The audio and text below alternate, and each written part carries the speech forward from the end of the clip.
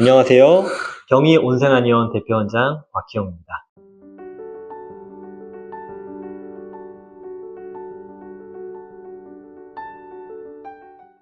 오늘은 자도 필요한 만성 피로, 그리고 제대로 머리를 쓰려고 해도 뭔가 꽉 안개가 낀 것 같은 브레인 포그에 대해서 알아보려고 합니다.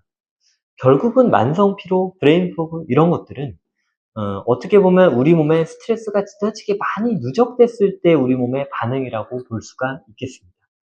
스트레스가 누적되었다. 무슨 말일까요? 사실은 스트레스를 받은 초반에 오히려 우리 몸은 더 활성화되고 더 빠릿빠릿해지고 긴장하게 됩니다. 이것이 급성기 스트레스의 반응이죠. 마치 100m 달리기 준비 땅을 하기 직전의 상황입니다. 그런데 그 준비 땅을 한 하루, 이틀, 3일, 일주일 동안 기다리고 있다면 우리 몸이 어떻게 될까요? 어느 순간 맥이 탁 풀려버리는 느낌이 생기게 되는데요. 거기서부터 우리는 만성 피로라고 합니다. 우리 몸에는 부신이라는 기관이 있습니다. 이 부신은 코르티솔이라는 스테로이드 호르몬, 스트레스 호르몬을 분비해내게 되는데요. 스트레스를 받을 때마다 계속해서 코르티솔이 생산되고 분비되고 하다 보면 어느 순간엔가 그 코르티솔의 공장이 마비가 되어버리고 탈진해져 버린다는 뜻입니다. 그래서 저는 만성피로증후군, 부신피로증후군이 거의 동의어라고 말씀을 드립니다. 자, 그렇다면 이 부신피로 어떻게 하면 관리를 제대로 할 수가 있을까요? 기본적으로는 부신을 재활해드리는 약재들을 사용을 하면서 우리 몸은 너무 과긴장하지 않게 부드럽게 풀어줄 수 있는, 그리고 스트레스 안 받는 환경을 만들어드리면 제일 좋겠죠. 그런데 이 방법이 사람마다 다 다르다는 것이 가장 중요한 포인트입니다. 모든 사람들에게 같은 치료법을 쓰더라도 어떤 사람들은 이제 바로 좋아지고 어떤 사람도 오히려 잠 못 자고 힘들어 하실 수가 있습니다. 지금부터 그 이유를 설명드리겠습니다. 첫 번째, 지나치게 평소에 과긴장을 하는 사람들의 유형입니다. 이 사람들도 두 가지 유형이 있습니다. 머리가 지나치게 과활성화되어 있는 경우, 몸이 지나치게 과긴장되어 있는 경우.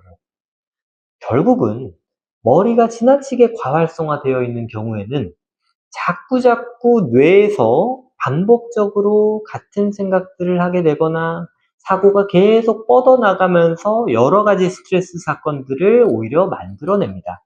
몸은 그에 딸려가면서 계속 긴장할 수밖에 없는데요. 뇌에 지나치게 과활성된 상태를 줄여드리는 것이 치료법의 핵심이 될 수가 있습니다. 두 번째, 몸이 지나치게 과활성화된 경우의 일입니다. 몸 자체가 지나치게 과활성화되는 경우도 마찬가지로 잠도 못 자게 되고, 오히려 이제 지나친 과활성화 때문에 소화도 잘 안 되고 식욕도 떨어지는 문제가 발생할 수가 있습니다. 이때도 비슷하게 몸의 긴장을 풀어드리는 약재를 위주로 사용하고 오히려 체내 대사 항진 상태는 살짝 낮춰드리는 것이 필요합니다. 그러면서 동시에 부신 피로를 해결할 수 있는 일종의 재활할 수 있는 이제 처방들을 넣어드릴 수 있는데요. 대표적으로 한의학적인 약재 중에서는 숙지황이 있겠습니다. 이런 분들이 사실은 피로하다고 해서 녹용을 먹고 홍삼을 먹고 하면 어떻게 될까요?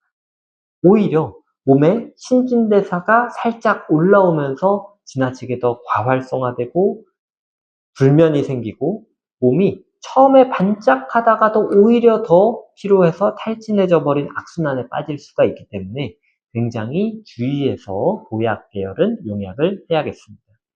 자, 다음으로는 오히려 출력이 평소에 저하되어서 힘든 상황들입니다. 이 사람들은 원래부터도 교감신경, 우리 몸을 긴장할 수 있는 신경의 지구력이 굉장히 약합니다.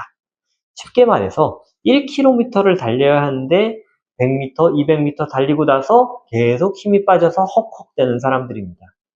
자, 이런 분들은 사실은 그 교감신경의 출력을 보강해 줄 수 있는 약재를 사용하는 것이 맞는데 오히려 우리는 헷갈려지게 됩니다. 왜 헷갈려지냐면요. 마치 가스불이 파랗게 안정적으로 타오르는 것과 젖은 장작을 태우고 있는 노란 모닥불을 한번 비교를 해보십시오. 실제로 잘 타고 있는 것은 가스불인데 더 넘실거리는 것은 모닥불입니다. 이런 출력 저하형, 소음인형의 사람들이 지나치게 끝까지 힘들어지게 되면 어떤 현상이 발생하냐면 잠 못 자고요, 두근거리고 초조해지고 불안정해집니다. 이 사람들한테 안정제를 쓴다, 벤조디아제핀계 항불안제를 쓴다. 이 초조함, 불안함, 공황장애가 나을까요? 일시적으로 효과가 있을 수 있겠죠? 오히려 장기적으로는 더 힘들어지고 그러면 더 약물 용량을 늘리게 되고 나중에는 못 일어나는 상황까지 발생할 수가 있습니다. 이런 분들은 오히려 양질의 연료를 잘 공급해 주는 것이 안정적으로 불길의 세기를 낮출 수가 있습니다. 그래서 항상 저는 여쭤봅니다. 평소에 어떠셨는지, 스트레스 받기 전의 모습은 어떠셨는지, 지금 현재의 느낌은 어떠신지, 이 평소에 타고났던 기질과 지금 현재 상태를 계속 비교해보고 지금 현재 자율신경의 밸런스를 비교해 보아야 정확한 진단과 처방이 나올 수가 있습니다.